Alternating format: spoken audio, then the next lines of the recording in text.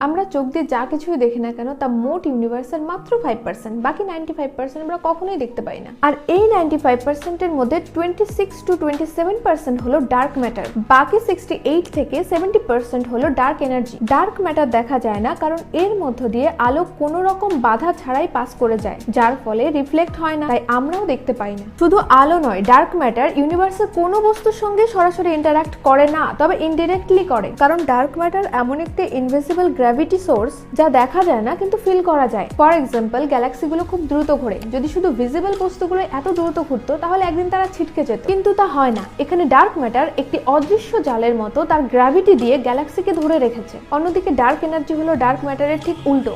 এর কোনো gravitational force নেই, আছে রিপালসিভ শক্তি, যেটা ইউনিভার্সকে কন্টিনিউয়াসলি ঠেলে বড় করে দিচ্ছে, যার ফলে ইউনিভার্স দ্রুত প্রসারিত হচ্ছে। যদি এই ডার্ক এনার্জি না থাকতো তাহলে গ্র্যাভিটি বেশি শক্তিশালী হয়ে ইউনিভার্স আবার সংকুচিত হয়ে বিগ ক্রাঞ্চের দিকে অর্থাৎ শুরুর দিকে চলে যেত, যেখান থেকে পুরো ইউনিভার্সের সৃষ্টি হয়েছিল।